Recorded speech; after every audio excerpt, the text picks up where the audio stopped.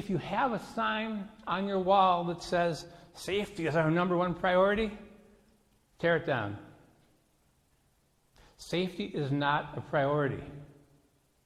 Safety is a non-negotiable core value. Priorities shift. Values, on the other hand, are immutable. They're the adhesive that binds our company together. Nothing competes for our values. So a lot of companies will say our values are integrity, respect.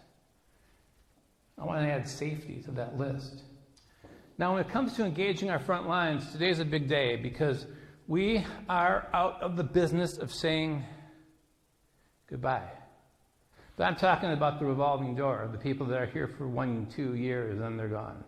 If people want to go out on their own nickel, fine. I want us to be in the business of saying, hello, don't worry about the burned bridges, worry about building bridges.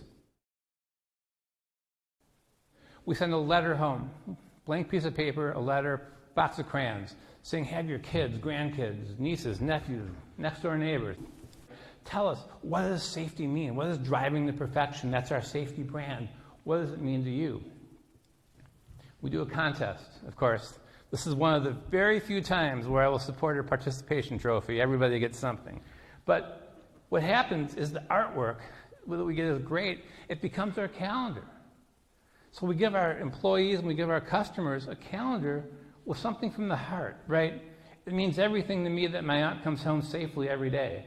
Bye. I never forget what it means to drive to perfection. The real title of the principle is Establish a Just Culture. What I say is, I hate progressive discipline. Get rid of progressive discipline. It sucks. See, progressive discipline is kind of the way that a lot of us were brought up, right? Progressive discipline is so robotic, it robs our managers of discretion and judgment. And I assume the same is true of many of you. So why do we hold our frontline employees to a standard that probably not one of us in this room can meet? It's a little crazy if you ask me. You're a human. Humans make mistakes. Here's the key. Was it an honest mistake or was it reckless behavior? If the employee made an honest mistake, we don't need to whip out those crazy forms. Establish your life-critical rules. I really believe that if everything is important, nothing is important. So your life-critical rules, a life-critical violation is one that's more likely than others to kill or maim one of your employees or a member of the public or a customer, right? They're the big violations. They're the ones that are going to really get you in trouble. The problem with shortcuts is they work until they stop working. Do not let the absence of adversity lead you to conclude that something is safe. It's not. You have to have an unconditional respect for process. There's a saying that says, not everything that counts is counted, not everything that's counted counts. Unsafe conditions, unsafe decisions. In other words, behavior. Safety is behavior. Behavior is safety. From the C-suite to the front lines, we've all got to be behaving the same way.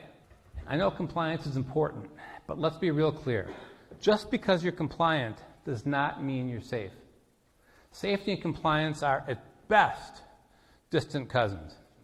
But regulations prescribe the bare minimum. And to be truly safe, we have to go way above the minimum.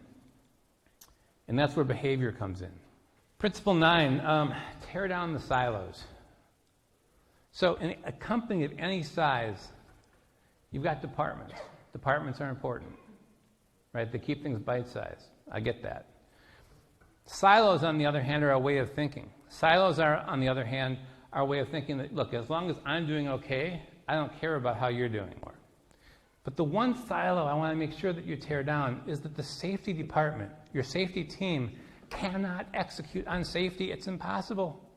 The only people that can execute on safety is operations.